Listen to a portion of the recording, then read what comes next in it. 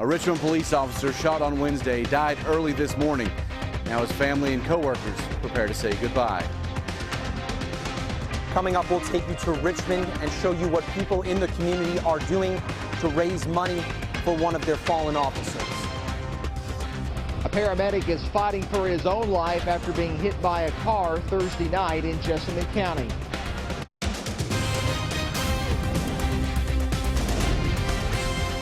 This is WKYT News at noon.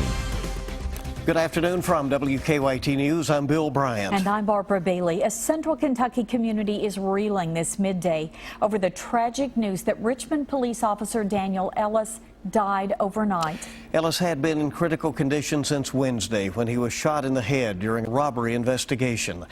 Overnight, Officer Ellis's body was taken to the state medical examiner's office in Frankfort. And just a little bit ago, he was taken to a funeral home in Richmond where arrangements are being made. This is video taken from I-75 in Lexington. You can see a large number of police cruisers escorting his body. WKYT's Victor Puente is live now in Richmond to begin our top story team coverage at noon. Victor? Officer Daniel Ellis had been in critical condition since he was shot Wednesday morning. Early this morning, he passed away. Now his body has been brought back to Richmond. After his death around 2 a.m., Ellis's body was first taken to the state medical examiner's office in Frankfort. Another procession brought him to the Oldham, Roberts and Powell Funeral Home here in Richmond. They came in beneath this flag that was unfurled about an hour ago.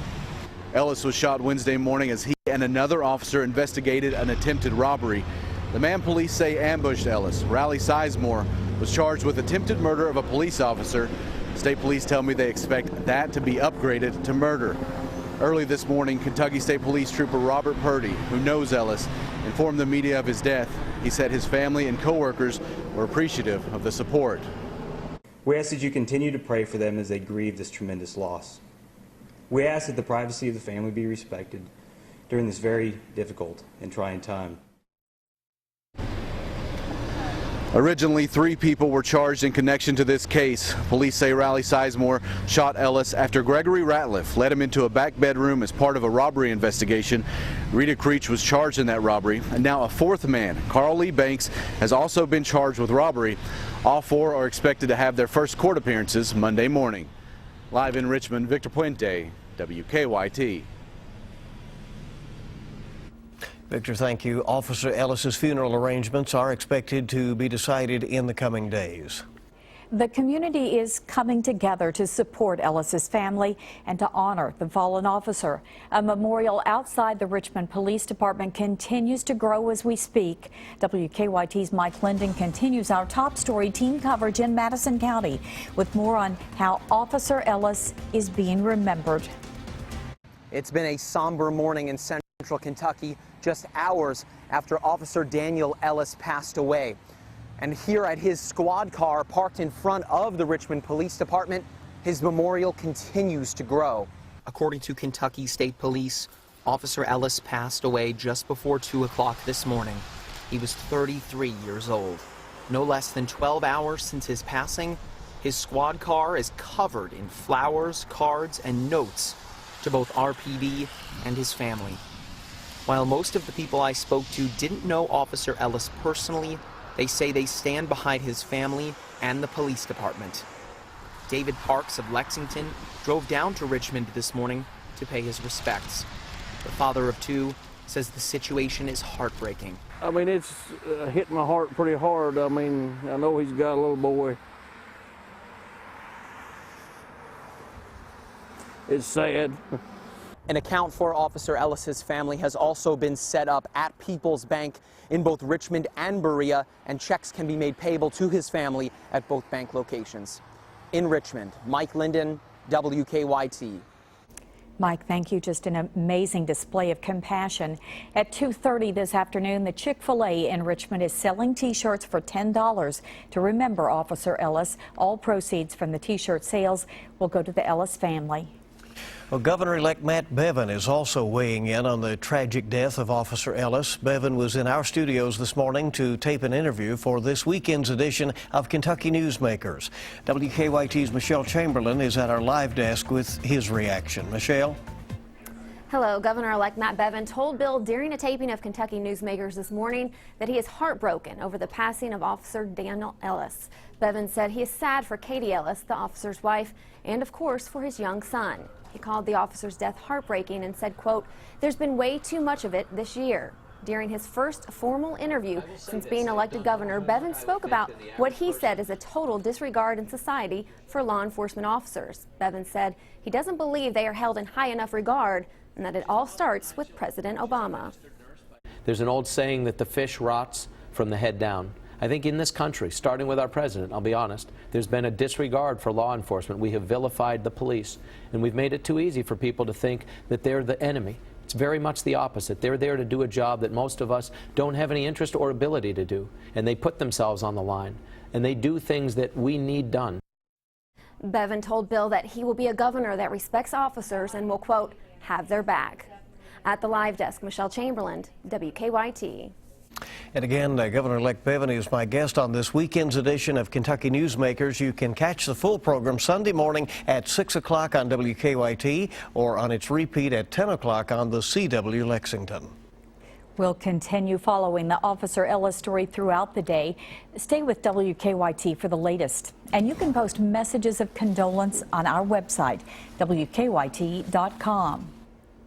Well, showers and storms are moving out of the bluegrass area and should be completely gone by this afternoon. But chilly temperatures are returning for the weekend. WKYT meteorologist Micah Harris is live in our First Alert Weather Center now with details. Micah. Yeah, a little rain, little cloud cover still laying around. And really it's now for the east and southern zones is where you can expect the rest of the afternoon off into the evening hours. Far southeastern zones south of Hal Rogers Parkway, you guys may not get the rain completely gone until later on tonight and into the overnight hours. But for the most part, continue to watch this fade in the upcoming hours. Front is still well back toward the west. It's not really even in the state of Kentucky just yet. The coldest air will not arrive until tomorrow. Here's the planning forecast to plan ahead rest of the afternoon. Those eastern zones, southeastern zones, that's when you can expect that rain. So if you have any plans going throughout the afternoon and evening, just keep in mind, if you're far southeast, you have a better likelihood of actually seeing that rain. The focus of the forecast, once the rain moves on out, well, the cold air moves on in. And I'll show you how cold we get for this weekend coming up. Okay, see you then, and thank you. A Central Kentucky EMS worker is fighting for his life at UK Hospital this midday after being hit by a car. That happened last night in downtown Nicholasville at South Maple and York Streets. Police say a car crashed into John Mackey's ambulance and then took off. And when he then went to check on the damage, he was hit by another car. WKYT's Phil Pendleton is in Jessamine County with the latest on the search for the hit-and-run driver. I am told that paramedic John Mackey is now in critical condition at UK Hospital after the accident last night, which took place here in downtown Nicholasville. Mackey has been with Jessamine County EMS, I'm told, since about 2003. Told that he's a very dedicated and hard-working paramedic. Now, he was hurt last night about 7:30. Police tell us the ambulance that he was in had just been clipped by another vehicle when the ambulance was responding to a call at the jail. He got out to inspect the damage. The other car did not stop. While doing that, another car driven by a 17-year-old hit him. The Jessamine County Judge Executive says their hearts go out to Mackey in his time of need. But he was faithful in his duty, and he wanted to see that the people of Jessamine County were covered and covered adequately. Jessamine County EMS, in addition to the local judge executive's office here, has started a GoFundMe page. We will have a link to that page on WKYT.com. We're continuing to follow this and have a lot more later today, but for now, in Jessamine County, Phil Pendleton, WKYT. Phil, thank you. Police telling us that they do not think that the 17-year-old driver was at fault in that accident. And police are investigating a double shooting outside a Lexington strip club that happened overnight just before 3 o'clock this morning outside the Camelot East on Richmond Road near New Circle. When officers got there, they found one man shot in the head. And then another man later showed up at UK Hospital with a gunshot wound to the chest. WKYT's Kristen Kennedy will have the latest on that that coming up on WKYT News at 12:30. The Louisville Board of Trustees says there was no discussion about basketball coach Rick Pitino's future at an unscheduled executive meeting. Members were expected to discuss the scandal surrounding the program yesterday. Katina Powell alleges that she and other dancers stripped and then had sex with recruits and players from 2010 to 2014. The university is reportedly complying with investigations by the NCAA and police. Well, the TSA is considering new measures for air travelers in the wake of the downing of the Russian airliner in Egypt. We'll have reaction to the proposed new security next on Kentucky's #1 Midday News. Also ahead on WKYT, the stars of the Hunger Games franchise have started saying goodbye to the beloved series. We'll have Kentucky native Jennifer Lawrence's reaction from the world premiere coming up on WKYT News at noon.